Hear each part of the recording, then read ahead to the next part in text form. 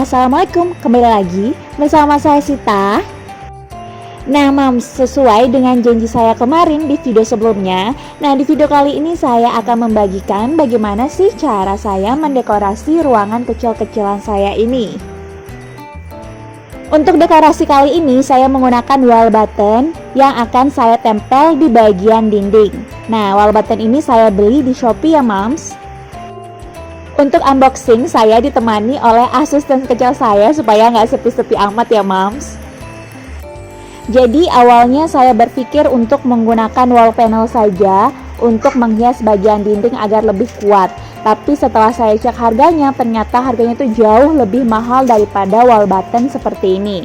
Tapi kalau Mams di rumah mau lebih estetik dan lebih kuat, bisa menggunakan wall panel ya. Untuk harga, ukuran, dan link pembelian di Shopee, semuanya saya taruh di description box ya Mams.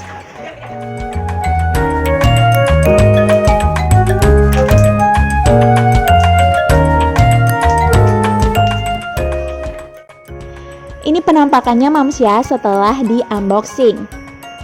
Semoga wall button ini bisa bertahan lama, kuat, dan tidak jamuran ya. Karena memang akhir-akhir ini kan musim hujan dan temboknya terasa sedikit lebih lembab daripada sebelumnya. Nah, ini penampakan ruangan yang akan kita tempelkan wall button.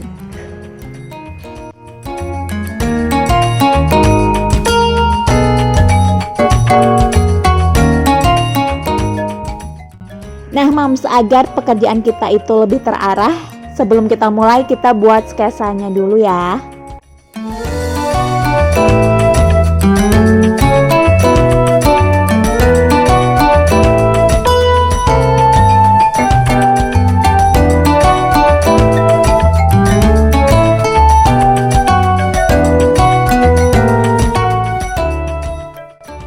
Berikut adalah alat yang akan kita gunakan dalam pemasangan wall button ya Mams.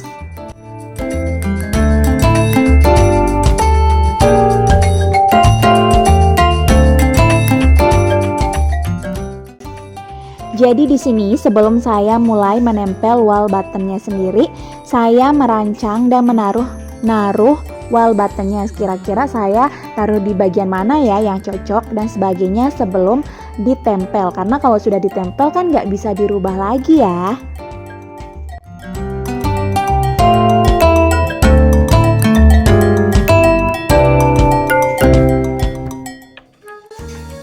Selain di bagian bawah, di sini saya juga harus mengukur bagian atasnya ya, sehingga nanti pada saat pemasangan atau penempelan wall buttonnya sendiri tidak bengkok dan harus terlihat simetris. Nah, jadi di sini saya menggunakan meteran. Saya menggunakan meteran kain ya. Tidak lupa menggunakan pensil atau bisa menggunakan ballpoint, dan saya juga menggunakan lakban untuk menandai bagian yang sudah saya ukur sebelumnya.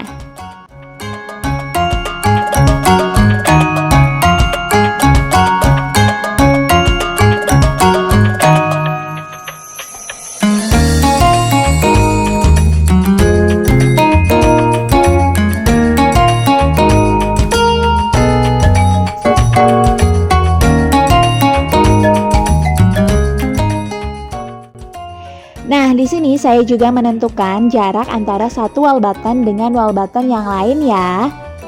Saya memberikan jarak 20 cm, tapi untuk jarak ini sendiri tidak harus sama ya. Bisa disesuaikan dengan lebar tembok yang akan dipasangi wall button atau sesuai dengan yang Mams di rumah inginkan, oke?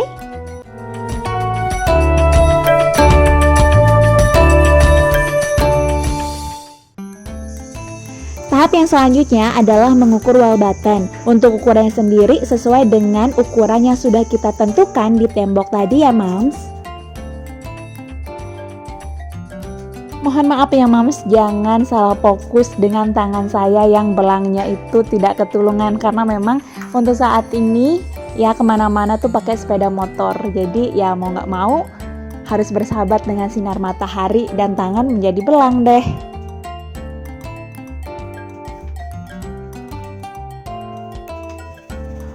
Untuk pemotongannya sendiri, di sini saya menggunakan alat gergaji kecil ya Moms, karena memang untuk wall button ini tidak terlalu tebal, jadi untuk pemotongan cukup menggunakan gergaji kecil masih bisa kepotong kok.